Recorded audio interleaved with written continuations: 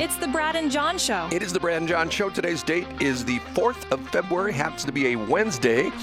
And it's the B block, the Bravo block, the Brad block, whatever you want to call it. And John, we do this in the Bravo block. We do the... It's time for Brad's top 3. That In is, sync.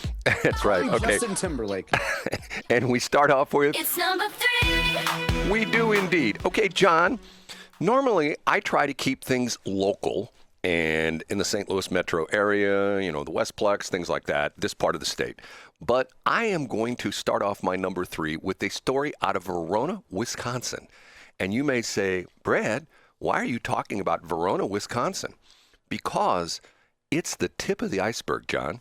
You know what? Why? Oh, you know, really? What is the tip of the iceberg for? the tip of the iceberg is for ALPR. Do you know what ALPR stands for? American Language Repository Program. Automated license plate readers. There's a Oh, no. Call Brian Nieves because he used to talk about this on the Patriot Enclave every day. There is a big company in the United States called Flock, F-L-O-C-K, and they have what they call Flock cameras. And here in the St. Louis metro area, they are everywhere. And I'm a nerd. I know exactly what they look like. Sometimes you'll see them on an individual pole that's just stuck in the ground somewhere. Sometimes you'll see them attached to a traffic light. Sometimes you'll see them attached to a light standard. Sometimes even to a telephone pole. And what they involve is a solar panel and a camera that sort of looks like an L upside down, okay? And they're black. The solar panels are black. The cameras are black. And these are tied to a company, I believe they're in Atlanta, Georgia, where as you drive by, they're constantly scanning your car and your license plate, and they are literally, through OCR, optical character recognition, they're pulling your license plate number and putting it into a database and also saving the car, the vehicle. They're automatically identifying what kind of car it is, what color it is, what direction it's headed, what speed it's going at, and this goes into a database. Now, the interesting part of this is the first time I saw one of these in St. Louis was probably, 6 or 7 years ago, and it was actually put in place by the Winghaven Homeowners Association. And I haven't noticed recently, but if you come off of 364 and you go south on Winghaven Boulevard, just as you get into the Winghaven subdivision, you cross over Highway N there, you'll see one of these, at least it used to be, on the right side, and it has a sign that says that that this is, taking your license plate number down the whole bit. Okay, here's what's happened in Verona, Wisconsin. The liberal people in Verona, Wisconsin, there are quite a few of them, are essentially saying enough is enough. We had a contract with Flock. We don't think this is proper anymore because they did some research on this, and the police departments have a more in-depth database search than the homeowners association. There's various degrees of service you can get. If you're a homeowner association, you can't get the automatic registration of who the car is registered and stuff like that. You just get the fact that it's a blue Honda that had license plate ABC 123 and it was headed south on Winghaven at 2:35 on a Saturday afternoon. That's what you get. But the police version has all sorts of stuff, and the police can actually program into the system license plates that they want to catch. Like if someone's committed a murder and they think the guy's driving his car, they can put that into the thing. And then as the guy's driving around the St. Louis area or wherever. But what's happened on this is the big thing that the Verona, Wisconsin people are upset about is, guess who is accessing the Flock database, John? Oh, I bet it's ICE. It's ICE. You guessed it. So the Verona, Wisconsin people have terminated their contract with Flock, but there's only one problem. Flock, oh, no, the cameras are still there and they're still in use. Yes, the Flock people have never come to pick up their equipment because of the fact that even though they're not being paid by the Verona, Wisconsin, city council or whoever paid for them, the police department, Flock cameras are still there and they're gathering intelligence for their larger database for the entire country. Now, get this. I mentioned a long time ago, and I'll briefly tell the story. When I was a young lad and I got myself a job as a police dispatcher in Illinois, we used, and I think they still call it the same thing, LEAD system. It stands for Law Enforcement Agency Data System, LEADS. And it was the Illinois system that tied into NCIC, which is the FBI national crime thing, okay? And as a new dispatcher, I was dispatched to, how you like that, John? As dispatcher, I was dispatched to Yes, I love it. a class on leads, which was at, and I can't remember, but it was at a bank building. They had like a community room at a bank building in Collinsville, Illinois. And it was a 2-day thing. And we had a sergeant from the Illinois State Police who taught the class. And after our second day, when we were winding down our education, the sergeant said, "Now, boys," and it was all, at this point in time, it was all men in the room because back in the day, police dispatchers were mainly men. Now they're mainly women. I don't know how that happened, but it did. Yeah, we got it. Okay, but it was all men in the room, and the sergeant said to us, "Now, boys, it's like anything in life. If you want to get good at it, you got to practice." And he had a little bit of Southern accent. I don't know if maybe he was from like Carbondale or something, like way down south. And he says, "Here's my suggestion. When you're driving around, put like a legal pad on the front seat of your car. And if you see a good-looking gal in a car, you write down her license number. And when you get to work, you run that license number, and you'll know who she is and where she lives. And you just might go over to her house and knock on her door and ask her out for dinner." Now, I tell that story because if that happened today, guess what would happen, John? They would immediately, the gentleman would lose his job.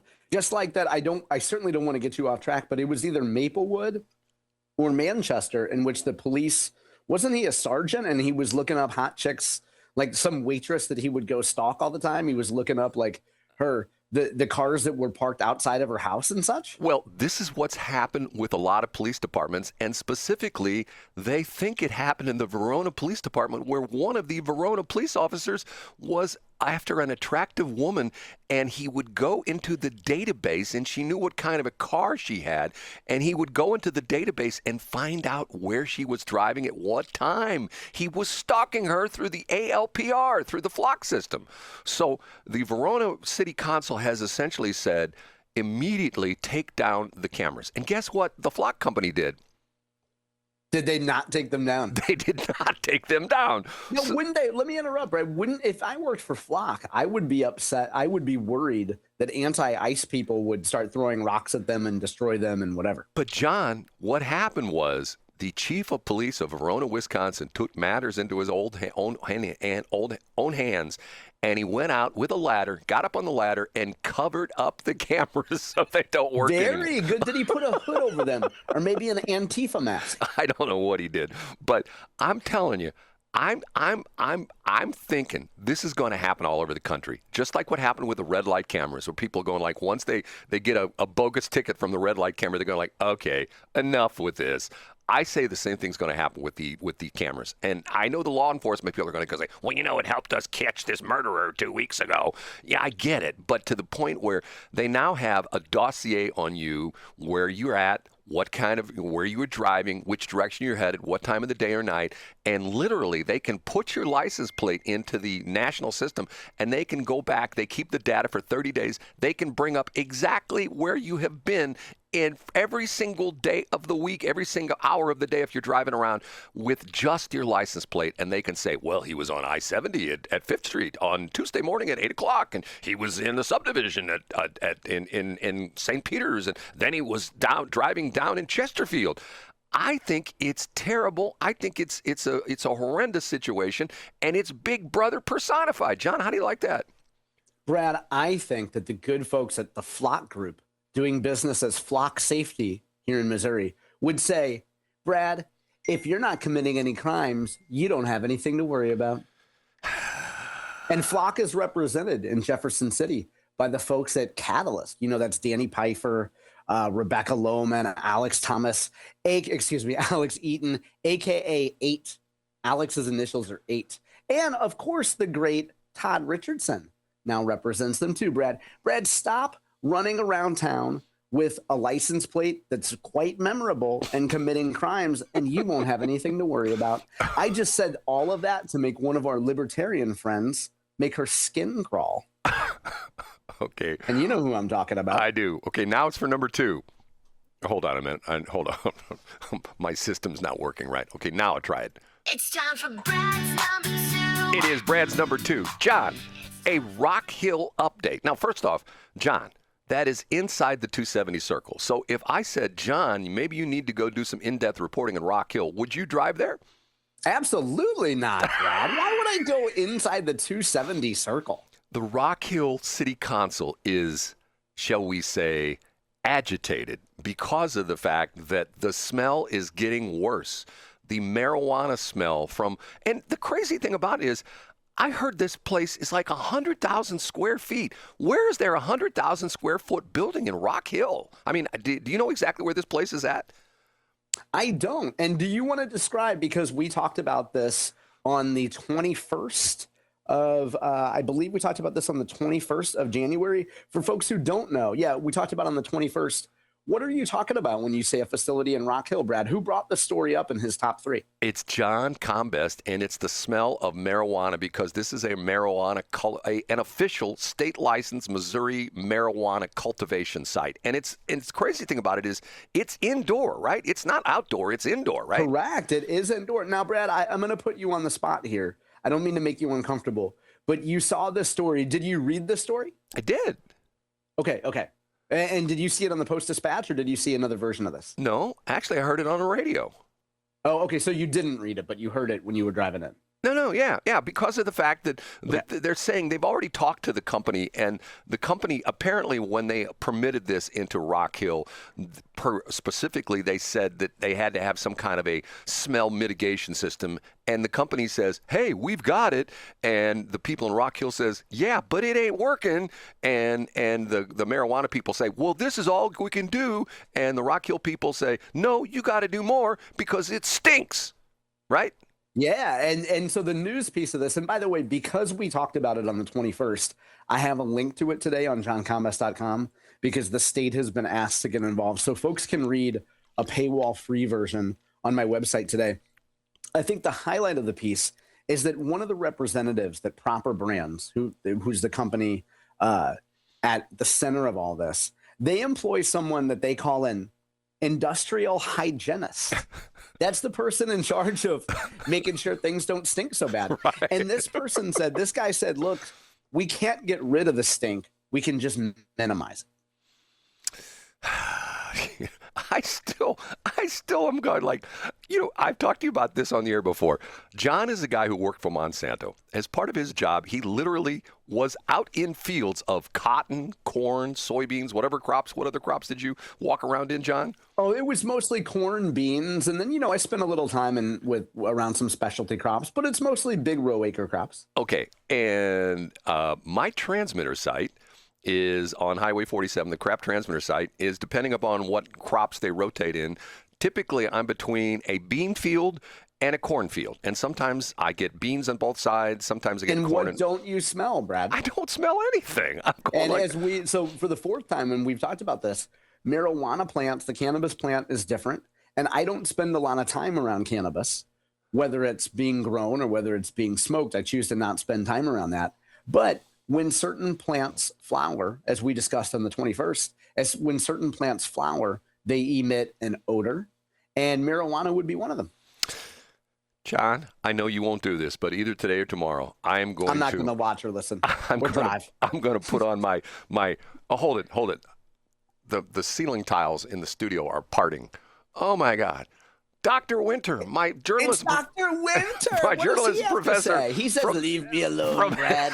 From SIU Edwardsville. Brad, I can't believe you haven't gone down and smelled this devil's weed yet. You need to go down to Rock Hill and investigate this story. Brad, I taught you journalistic statistics and journalistic information gathering. You need to go immediately. John, that's Dr. Camille Winter talking. I need to leave right now. I'm sorry. You're going to inhale deeply down there, aren't you, Brad? I don't know what I'm going to do. Okay, time for number one. You ready? Let's do it. And now, big finish, Brad's number. John Combest loves it when I screw up. John Combest actually is in his element when I step in you-know-what. And when did you ever make a mistake, Brad? Yesterday, would the proper term be conflated? Would conflated be a proper term for this? I think, let's just say you had a senior moment. I had a senior moment when I referred to Ben Baker as Ben Brown on yesterday's show. Or vice versa. Or vice versa, okay? Because Ben Baker is the guy who has been texting us, and I'm still. No, Brad, Ben Brown has been texting. That's right. Ben Brown has been texting. Here we go. Okay. Hey, by the way, can we record this call and give it to Delmar Gardens West? Okay. Let me just say this. I've met both the Bens, the Ben Baker and the Ben Brown. Why I'm confused is Ben Brown is a Pacific Islander and Ben Baker is an Asian, and they look a lot alike. So that's why. That's exactly right, Brad. You can't tell them apart. Have confused them. So what does John do when Brad makes a mistake? What would John do?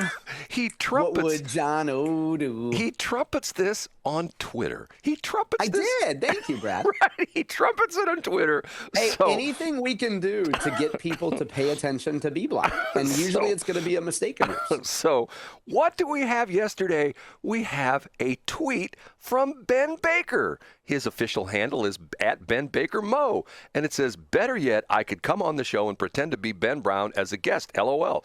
Also remind me to tell you about how this is not the first time Ben and I have been mistaken for each other. And then Ben Brown chimes in and says, I think it's because we're approximately the same height. Well, no, it's because once again, Ben Baker is a Pacific Islander and Ben Brown is Asian descent, and they look very similar. I've met them both, and I thought at one point in time they were twins. And when I brought that up, they go, no, I'm from Asia. He's from Guam. And I said, oh, okay, fine, I got it. Yeah, and in fact, they're remaking the Arnold Schwarzenegger Danny DeVito movie with Ben Baker and Ben Brown, called Twins 2. So to Ben Baker and Ben Brown, I appreciate the fact that you had fun with me and John Combest had fun with me, but I am truly sorry that I got you mixed up. So I'm just going to rename you Ben 1 and Ben 2, and that way I won't ever make the mistake, because then John will say, well, which one's which? I go, I don't know, Ben 1 and Ben 2. Right, Ben 1 and Ben 2. Hopefully you won't confuse this with your lady friend this evening, and you always call her Ben Dover. That's all you ever shout at her, Brad. No, she greets you when you come home from work. You say Ben Dover. No, that's my attorney. That's Benjamin Dover. He's the attorney that handles my cases. He works for the firm of Dewey, Cheatham and Howe. And he called me over the weekend. There we go, and Brad. he said, hey, I need to get a new pool for this spring. I need to have them, and I sure a little money. How come you haven't gotten a cease and desist letter recently from Tracy and Rick Ellis? I said, I don't know. I've said some things about him. He says, well, say more things, so I need that pool done. Okay, so we need to do that, John, right? I love the fact, Brad, that you can laugh at yourself while I'm definitely laughing at you. I love that. It's one of your best traits. Okay, we need to take a break.